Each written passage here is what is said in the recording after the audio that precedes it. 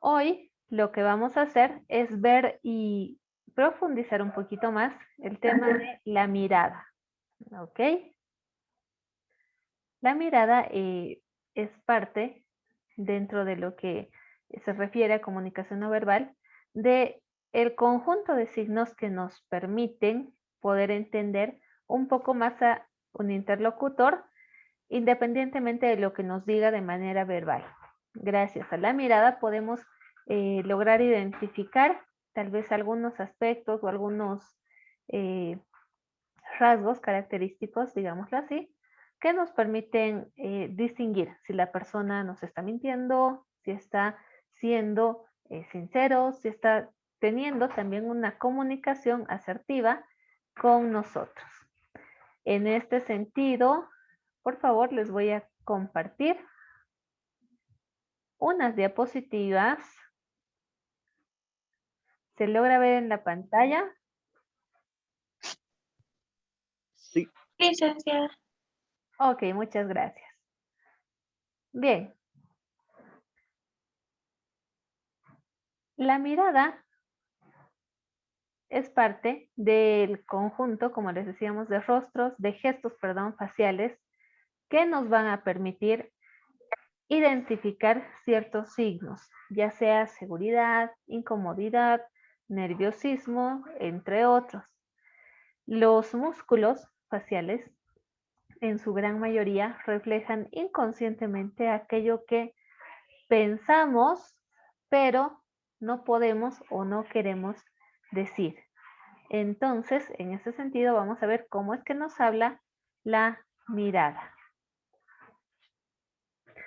Vamos a empezar dando un par de datitos súper importantes al respecto, enfatizando que cuando hablamos solemos mantener un contacto visual de entre 40 y 60%. Esto quiere decir que la mayor parte del tiempo necesariamente tenemos que ser capaces de mantener la mirada con mi interlocutor. Al mirar y al observar detenidamente a una persona, o aunque sea de manera rápida, el cerebro lo que hace es intentar acceder a información que vaya más allá de lo evidente. Es decir, trata de ver y de encontrar ciertos gestos que me permitan interpretar y entender a la persona. Se considera también que para poder aumentar la capacidad de persuasión en una persona o en varias, mirar directamente a los ojos es un buen consejo o un buen tip que permite capturar de manera más eficaz la atención de las personas. Necesariamente al ver o mirar directamente y detenidamente a alguien, lo que estás haciendo es enfocarte en ella y que ella también se sienta de la misma forma atraída hacia ti como interlocutor. Las pupilas son una parte vital dentro de lo que ya tenemos como efecto en la mirada, porque es la parte que ya sea dilatada o contraída, me va a demostrar sensaciones que inconscientemente la persona está experimentando en ese momento. Ejemplo, una pupila dilatada lo que hace es reflejarme que estoy viendo algo que me agrada. En cambio, una pupila contraída lo que hace es expresarme que tal vez me siento nervioso, hostilidad o que la sensación de inseguridad es mucho más fuerte en mí. Aparte de este pequeño dato, también es importante tener en cuenta que muchas veces la luz es un factor clave dentro de lo que es la dilatación de las pupilas. ¿Qué quiere decir eso? Que no necesariamente siempre que se dilate va a significar que estoy experimentando algo agradable, sino simplemente podría ser un reflejo o una consecuencia al estímulo de luz que estoy recibiendo. Entonces, en este caso, será muy importante también tener en cuenta las características del entorno en el que me estoy dirigiendo a la persona. Pasaría y sería muy probable también que Tal vez la persona a la que me estoy dirigiendo esté con gafas. Entonces, ¿qué es lo que hago ahí? Ya es difícil analizar o pretender ver qué es lo que me dicen sus pupilas, ¿no es cierto? Entonces, es muy importante para poder identificar bien este gesto, tener en cuenta también las características del ambiente donde se encuentren las personas que establecen el proceso de comunicación. Por otra parte, tenemos el gesto de bajar la cabeza y mantener la vista. Es un gesto muy sutil que en ocasiones podría pretender reflejar sensualidad, como lo vemos en la parte izquierda de la pantalla, o también un sentido dominante, como vemos en la parte derecha, ¿no es cierto? Hace mucho también la forma en que se dirige la mirada, los gestos que acompañen, como en la parte derecha de la pantalla podemos ver, eh, muy aparte de los gestos de la cabeza o la postura de la cabeza, también podemos ver que la mano directamente está señalando a alguien, pero no en el tono más cordial, ¿no es cierto? Entonces, es importante saber distinguir cuándo pretendo con este gesto demostrar dominio y cuándo tal vez un simple coqueteo. También podría reflejar de cierto grado la atracción que se ejerce entre dos personas mientras mantienen la mirada y en el momento en que ya trato de evadir la mirada, pueden pasar dos cosas. La primera, que esté demostrando nerviosismo, o la segunda, que esté buscando traer a mi presente inmediato algún recuerdo de hace mucho tiempo atrás. Muchas veces sucede esto en las conversaciones, ¿no es cierto? Estamos hablando con alguna persona y te pregunta, ¿cómo has estado de todo este año? ¿Qué tal te ha ido? ¿Cómo has estado en tu casa, tu familia, etcétera? Y lo primero que hacemos es, bueno, contame. En ese caso lo que hacemos es, eh, solemos mirar hacia arriba, ¿no es cierto? Y no necesariamente puede ser un signo de que estemos nerviosos, sino simplemente de que estamos tratando de recordar o de hacer una imagen mental de aquello que queremos contar. Entonces, una vez más, reitero, es importante ver el contexto en el que estamos hablando para identificar correctamente el signo o el gesto que nuestro interlocutor tiene.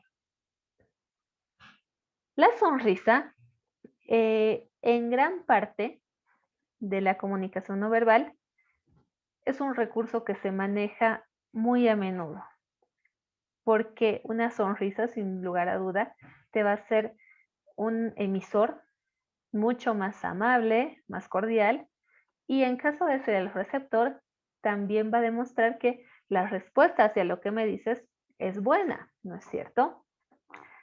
Se considera la sonrisa como una fuente inagotable de significados y de emociones, sobre todo porque al sonreír demasiados músculos intervienen.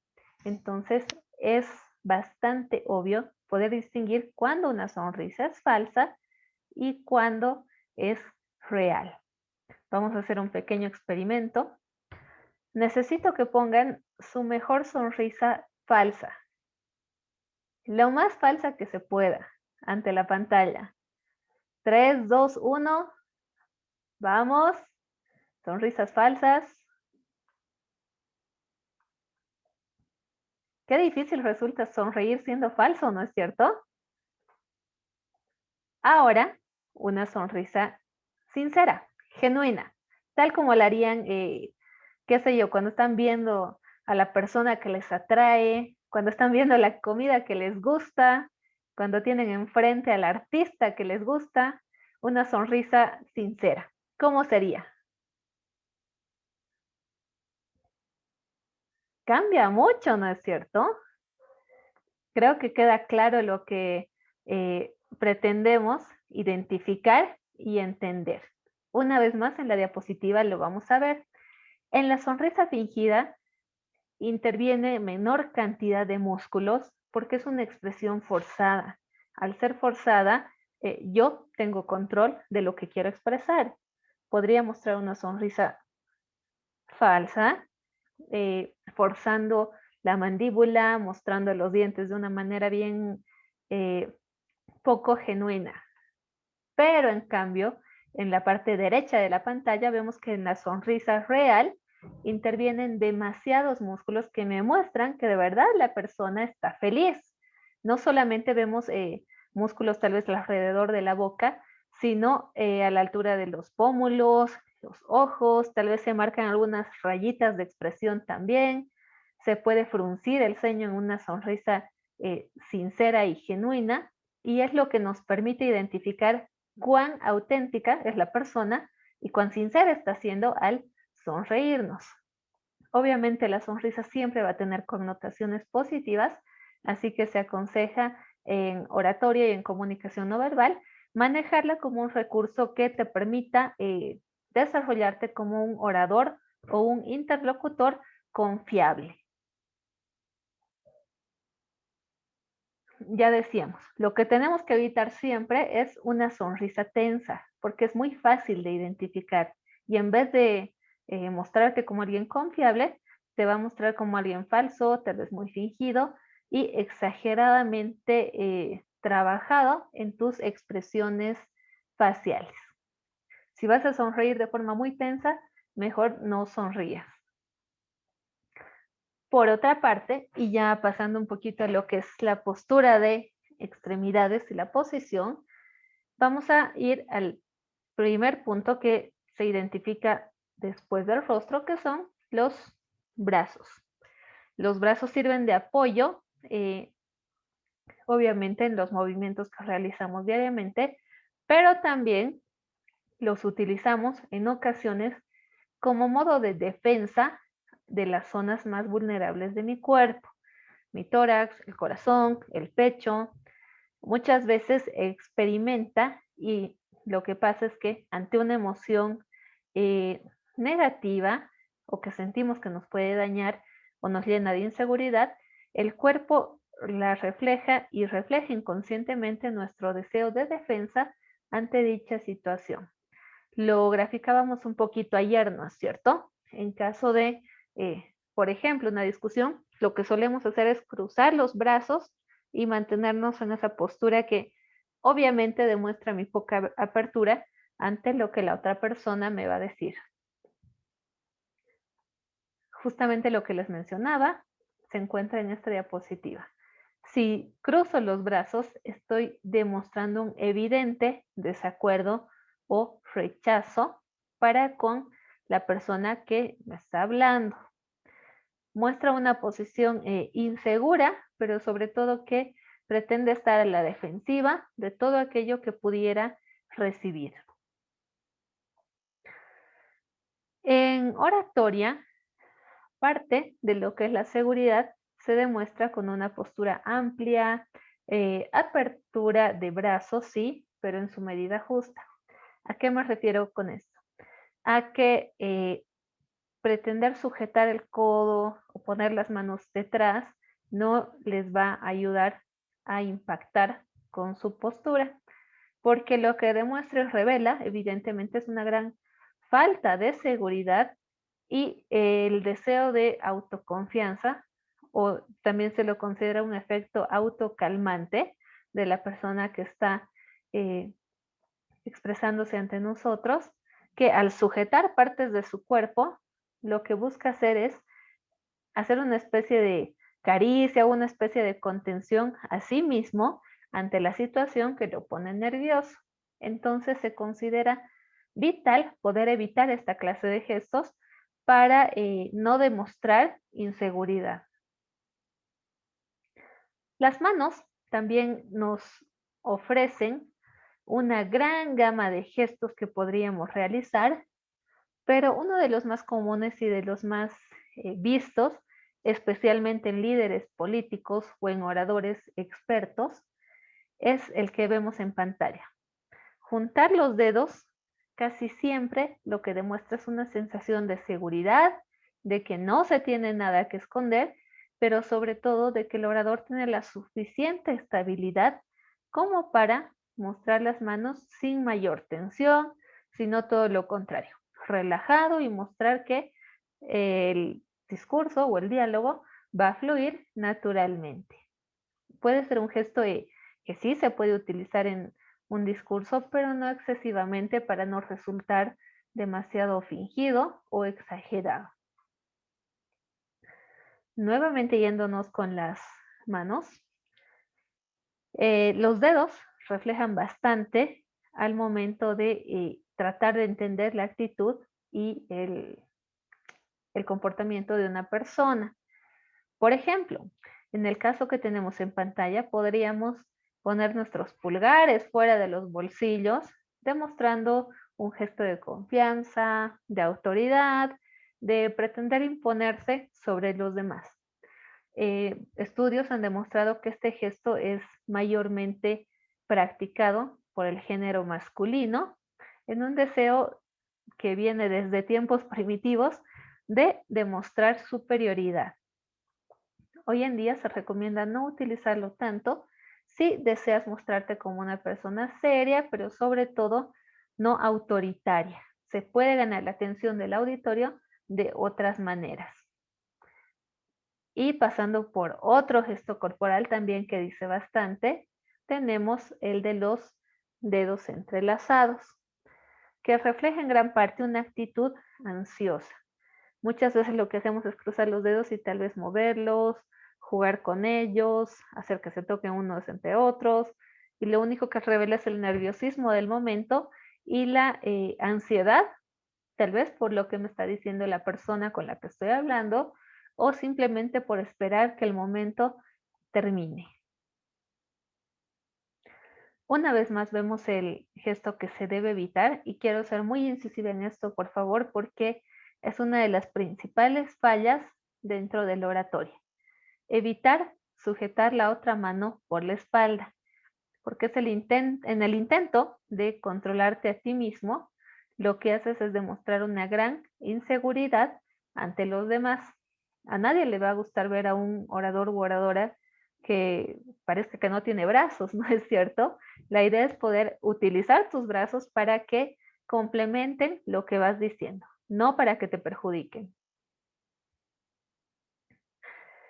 En este sentido de darle importancia a los brazos, vemos que también cómo los eh, posicionamos va a reflejar mucho de nuestro carácter o de nuestra actitud en un determinado momento. Ejemplo, las dos personas de la imagen podrían verse como sumisas o tal vez que se acercan en un buen plan dentro de una conversación. ¿Qué dicen? No, licenciada, ¿Ya? ¿Por qué? porque en la primera imagen vemos un sujeto que está alzando la mirada hacia arriba y como intentando provocar o tener alguna gresca o algo por el estilo. Y en la segunda imagen vemos una mujer que está inconforme con algo, que está tal vez en desacuerdo con algún tema. Muy bien, muchas gracias, Iván. Evidentemente sí, podemos ver que no solo los brazos del hombre que tenemos en pantalla nos demuestran el carácter agresivo en el que se nos está acercando, sino también un gesto que ya veíamos ayer, ¿no? El de levantar la barbilla, mirar como que por debajo a la otra persona. Y con la mujer pasa lo mismo. Como que no vemos un carácter muy agradable, ¿no es cierto? Solamente por la postura con la que se están acercando. Entonces, en lo posible se recomienda evitar un gesto que demuestre esto. Superioridad en un mal sentido, agresividad y pueden ser gestos que en lugar de acercar al auditorio, lo que hacen es intimidarlo y evitar desde el primer momento que confíen en ti. Así que es importante también reconocer esto para que en algún momento que supongamos tenemos una charla o una discusión y los gestos o signos o la postura corporal nos empieza a reflejar ciertos toques de agresividad o de que la cosa se puede poner fea, mejor evitarlo y reconocer a tiempo que no estamos en una situación nada agradable. Así como los brazos son importantes, también lo son las piernas. Es un recurso tal vez poco utilizado debido a que por lo general cuando estamos en alguna convención o en una reunión o escuchando a alguien, estamos sentados, ¿no es cierto? Por lo tanto, al ser un gesto o digamos una extremidad que muy difícilmente podemos fingir o usarla para trabajar o para exagerar nuestros gestos o nuestros movimientos, es mucho más fácil ver mediante las piernas la actitud con la que está alguien que se está eh, relacionando conmigo, con la que estoy hablando o a quien me estoy dirigiendo. Es más fácil tener gestos o posturas inconscientes con las piernas. Entonces puede ser uno de los detalles que más nos aporten sobre una persona. En este caso, piernas cruzadas casi siempre suelen reflejar una actitud defensiva o de cierta desconfianza. La pierna cruzada, especialmente una pierna sobre la otra, devela una actitud competitiva y altamente considerada como levantadora, digámoslo así, o para levantar el ego. Es un gesto típicamente masculino que una vez más vuelve a los antecedentes primitivos del hombre en los que se buscaba superioridad. Aún con todo el grado de evolución que tenemos hoy, es muy fácil identificar que ante cualquier situación de desconfianza o que no te genere seguridad, lo que se hace es poner una pierna sobre la otra para demostrar que puedes sobreponerte a lo que estás sintiendo en el momento. En este caso vemos también una actitud y una postura, mejor dicho, donde las piernas demasiado abiertas suelen reflejar el sentido y la necesidad de territorialidad. Otro gesto comúnmente visto en hombres debido a la necesidad de sentirse superiores o más imponentes frente a otra persona. Finalmente, quiero poder tener esta frase como un parámetro para una vez más reiterar la importancia del lenguaje corporal. El lenguaje corporal es un libro abierto y solo quien sabe leerlo nunca podrá ser engañado. Es bien importante conocer estas pautas para tal vez identificar muchas cosas en las que nos hemos estado equivocando en el manejo de nuestro lenguaje corporal, pero sobre todo para lograr entender a los demás más allá de lo que me dicen verbalmente. Ayer ya mencionábamos que por lo menos un 70 u 80% de la comunicación es no verbal. ¿Qué quiere decir esto? Que mis gestos, mi postura, mis caras y todas aquellas expresiones que pueda realizar inconscientemente pueden decir más de lo que creo.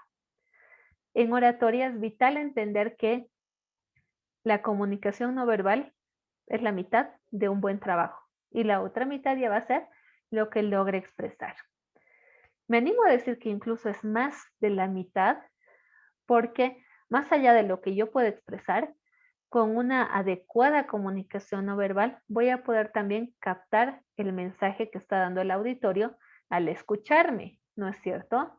A nadie le va a gustar dirigirse a un auditorio aburrido, que todo el tiempo me vea con caras de cansancio, con los brazos cruzados y con una receptividad muy baja.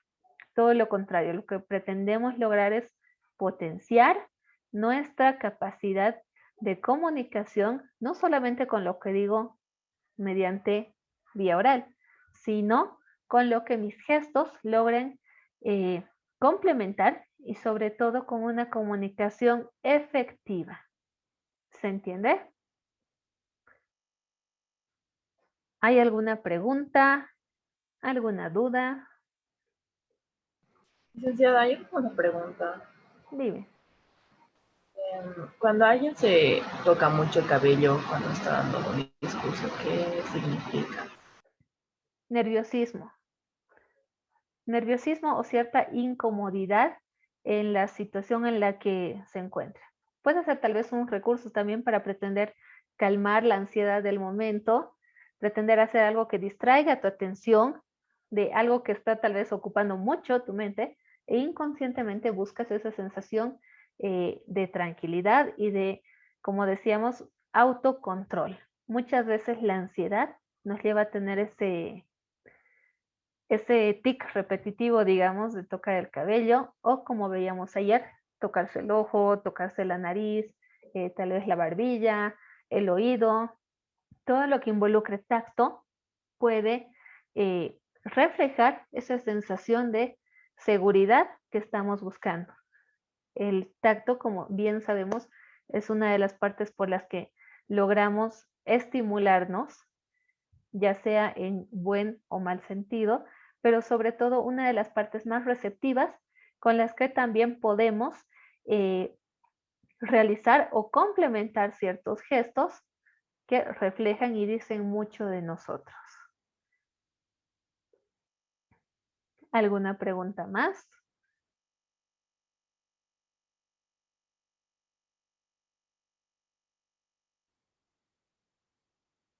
Bien, en caso de no haber dudas, recordarles 2 puntos bien importantes, por favor. Bueno, mencionarles en todo caso.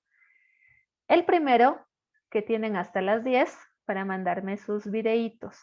Ya he recibido varios de ustedes, así que enseguida les voy a mandar al grupo la captura de los videos que efectivamente me han llegado.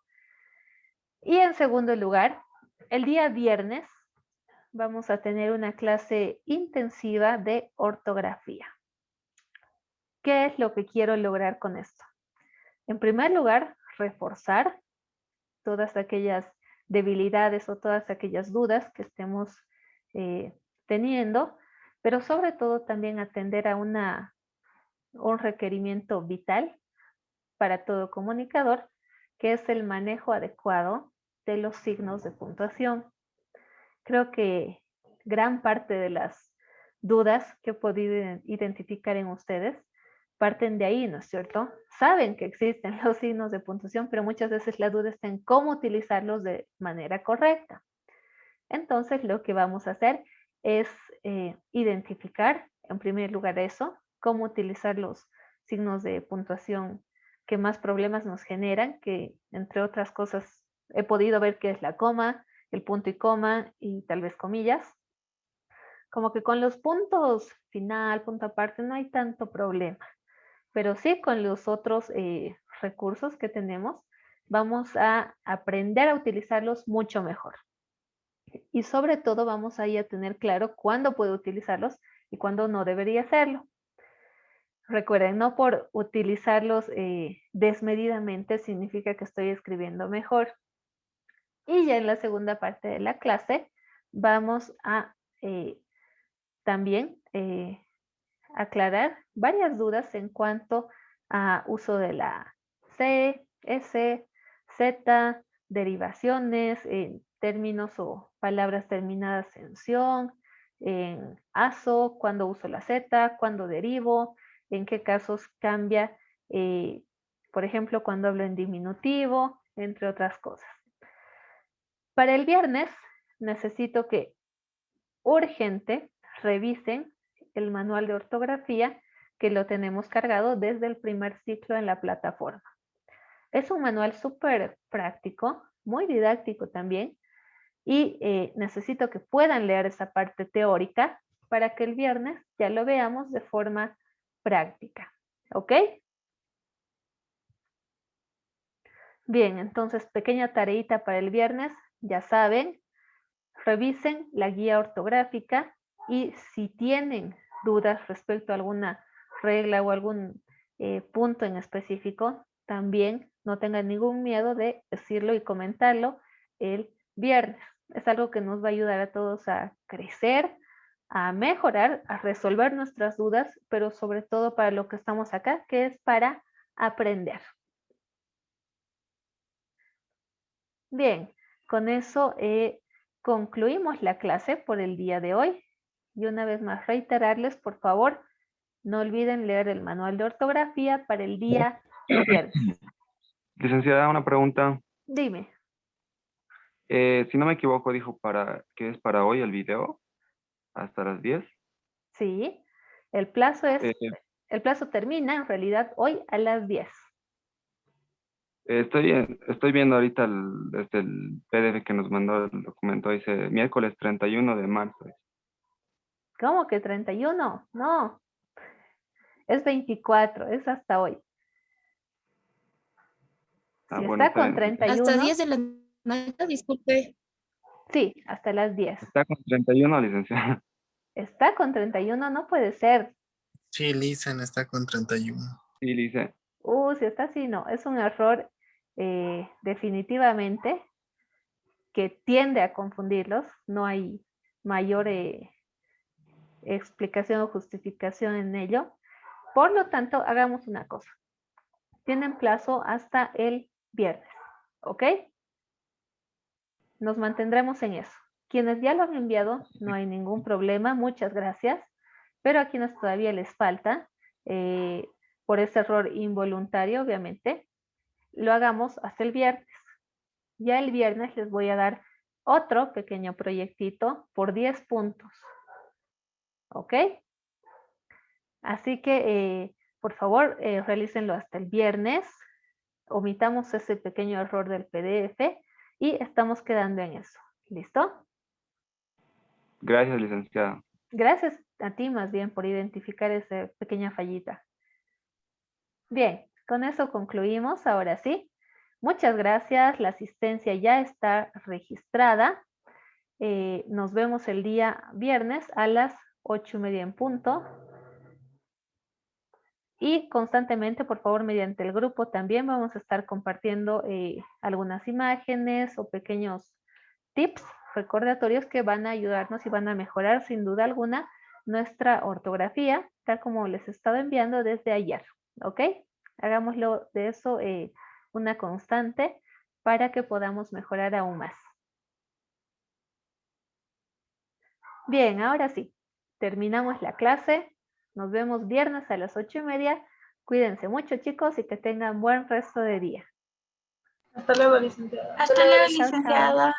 Hasta luego, licenciada, que tenga buen día. Gracias, igualmente.